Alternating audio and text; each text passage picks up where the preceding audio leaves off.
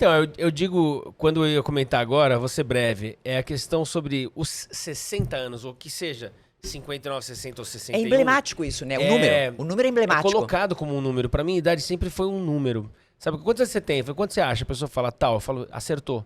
Porque varia muito também. Porém, a gente tem que entender que, de fato, a gente vai, cada dia que passa, tendo menos tempo. Você compreende isso? Então, veja, nós não podemos tratar com irresponsabilidade a passagem dos anos. Claro. Então, uma Tem que pessoa... respeitar. Uma vez eu vi num programa uma pessoa que estava assim, fumando, muito fora de forma se via, mas muito jovem, dizia assim, meus exames estão todos normais. Aí eu pensei com meus botões, claro que teus exames estão normais, fofolete. Se você tem 23 anos, é claro que teus exames estão normais, querido.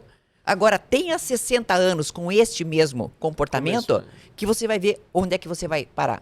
Tenha 80 anos com este comportamento e você não vai chegar aos 80. Ou se chegar, vai precisar do quê? Ajuda. Sim. Então, eu acho que para nós sermos pessoas funcionais na nossa terceira idade, digamos, né? No último terço da nossa vida, nós temos que necessariamente que ter autocuidado. E autocuidado não tem quem procrastina. Porque tem gente que procrastina até isso. E nesse caso você citou bastante as questões físicas, né? Total. Mas o quão relevante é a questão mental? Porque eu acho que é muito importante. Total, né? mas é que estão conectadas. Nós sabemos, por exemplo, para você ter uma ideia, 90% da serotonina é fabricada no intestino. 90% e 10% é fabricada no cérebro. Tá certo que o cérebro não usa toda aquela do intestino. Usa muito dela. Mas você veja, bem-estar diz respeito ao quê? A alimento também. Então, são coisas muito conectadas umas com as outras. Então, saúde mental, nós sabemos hoje, claramente, que saúde mental depende de fatores, obviamente, biológicos, mas depende de marcadores ambientais muito importantes. Vou falar 3. Alimentação, exercício e socialização. Com esses 3 pilares, você pode ter certeza que a tua saúde mental vai ser melhor. Ah, mas mesmo assim eu preciso de... Vai precisar menos. Sim. O que você diria sobre vícios? Você acredita que vício de fato e não sei, você pode me dizer, é uma questão fisiológica ou ela é mesmo mental, assim, no sentido, faz falta para o meu organismo ou não? É o meu hábito quem manda? São os dois, né? A gente começa com um hábito. Vamos falar de vários vícios, por exemplo, né? Para não falar aquela palavra, o vício naquela coisa lá que tem aqueles vídeos sensuais. Um vídeo. Tá. Me referia vício. mais a um cigarro, bebida. Vamos lá. Cigarro, bebida, açúcar. Açúcar, sal. Açúcar é a mesma coisa. Aliás, tá? dizem, né, que os três pós brancos, se fossem descobertos hoje, seriam Sim. tão ilegais quanto cocaína? Açúcar, sal e farinha de trigo. Glúten também é a mesma coisa. Mas né? continue, desculpe. Mas tem razão, tá? Então você veja. Vamos lá. O nosso sistema de recompensa, tá? Tem um lugarzinho chamado núcleo accumbens. Ele é cutucado e nos dá prazer e sentimos sensações prazerosas. Ele é cutucado com várias coisas. Ele é cutucado, por exemplo, o sistema de recompensa, com comportamentos. Então, por exemplo, eu vim aqui, eu fui muito bem acolhida por você, pelos meninos. Puxa, uma caneca com meu nome é uma coisa mais fofa. Como é quem que faz mesmo? Porcelaneca. Porcelaneca, adorei, linda. Tá, obrigada. Então, assim, puxa, fui bem acolhida. É claro que eu estou com o meu sistema de recompensa ativado pela recepção que eu tive. E até esqueci que eu acordei às 5 horas da manhã. Tô tranquila. Isso é uma coisa.